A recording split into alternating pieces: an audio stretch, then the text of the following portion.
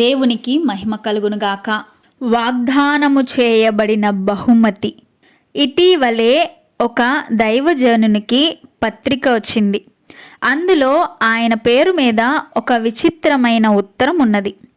ఆ ఉత్తరంలో $5,00,000 సుమారు 2 కోట్ల రూపాయలు బహుమతిని గూర్చి మాటిమాటికి ప్రస్తావించబడి ఉన్నది. ఈ బహుమతి తక్షణమే లభ్యము కాగలదన్నట్లు అది దొరికిన వారికి ఇక జీవితంలో ధనార్జన కొరకు కష్టపడే పని లేదన్నట్లు కనిపించింది. ఇది నిజమా అని ఆయన ఆశ్చర్యంతో ఆలోచిస్తూ దీని షరతులను వెదకుచుండగా, చట్టబద్ధముగా ఇంతటి అత్యధిక బహుమతిని పొందుటకు 8 కోట్ల మంది పోటీదారులు అందులో పాల్గొనుచున్నారని ఆయన గ్రహించెను. అయితే అంతమందిలో ఈ దైవజనుడు ఆ బహుమతి పొందుకోవడం అంటే అది ఎండమావి వంటిదే. పరలోకంలో తనకొక బహుమానము కలదని చెప్పుచున్న పౌలు యొక్క నిరీక్షణతో దీనిని పోల్చి చూడుము. ఇక మీదట నా కొరకు నీతి కిరీటముంచబడి ఉన్నది. ఆ దినమందు నీతిగల న్యాయాధిపతి అయిన ప్రభువు అది నాకు మాత్రమే కాకుండా తన ప్రత్యక్షతను అపేక్షించు వారికి అందరికీ అనుగ్రహించును అని 2 తిమోతి 4:8 సెలవిస్తుంది. ఆయన యొక్క నిశ్చయతను గమనించండి. నా కొరకు నీతి కిరీటం ఉంచబడి ఉంది, నా కొరకు నీతి కిరీటము ఉంచబడి ఉండవచ్చు అని గాని, ఉండే అవకాశము కొంచెం ఉన్నది అని కానీ కాదు, ఖచ్చితముగా ఉంచబడి ఉన్నది.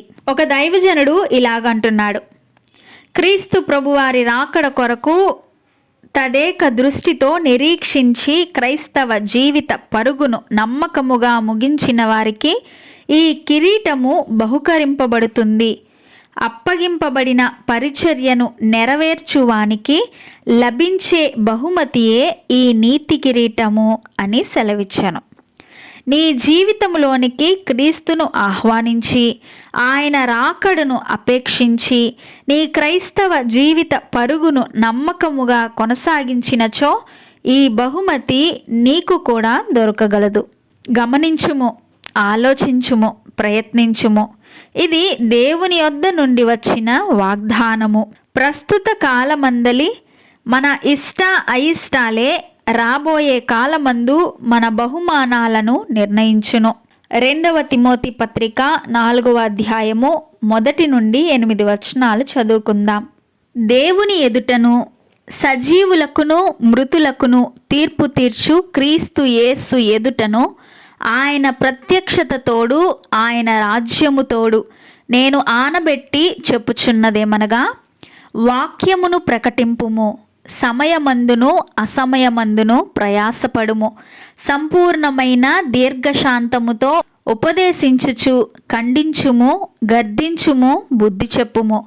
ఎందుకనగా జనులు హితబోధను అనగా ఆరోగ్యకరమైన బోధను సహింపక దురద చెవులు గలవారై తమ స్వకీయ దురాశలకు అనుకూలమైన బోధకులను తమ కొరకు పోగు చేసుకొని సత్యమునకు చెవినీయక కల్పనా కథల వైపునకు తిరుగు కాలము వచ్చును.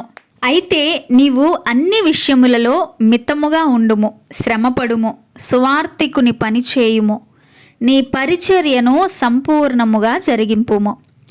నేనిప్పుడే పానార్పణముగా పోయబడుచున్నాను. నేను వెడలిపోవు కాలము సమీపమయ్యున్నది.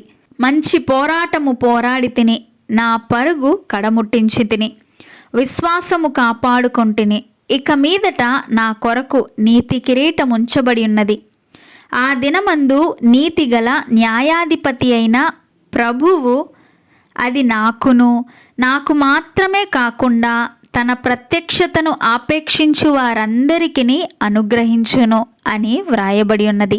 నీవు నేను మనందరము ఆయన ప్రత్యక్షతను ఆపేక్షించిన ఎడల నీతిగల న్యాయాధిపతి అయిన ప్రభువు మనకందరికీ ఆ నీతి కిరీటమును అనుగ్రహించును.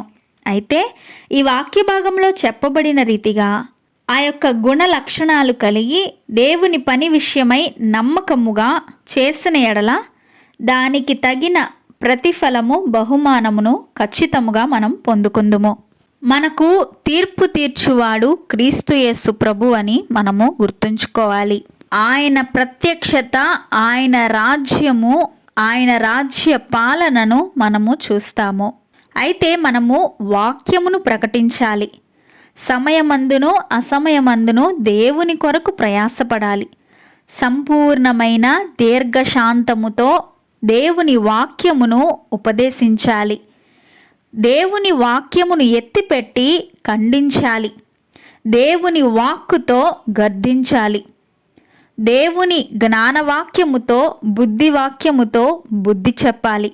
ఎందుకనగా మంచి బోధ, ఆరోగ్యకరమైన బోధను జనులు సహించలేకపోతున్నారు. దురద చెవులు గలవారై అని లేఖనం సెలవిస్తుంది.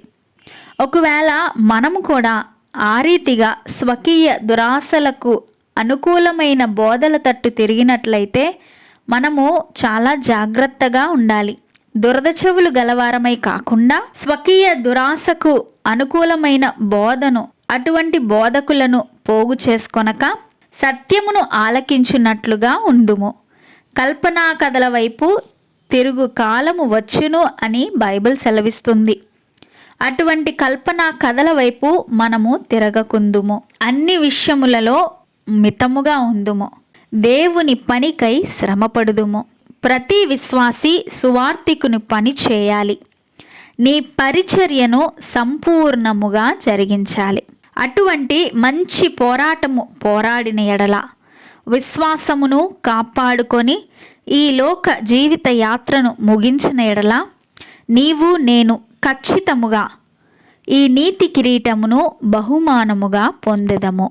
వాగ్దానము చేయబడిన బహుమతి నీతి కిరీటము. ఆ నీతి కిరీటమును నీవు నేను దేవుని యొద్ద నుండి పొందుకొందుముగాక.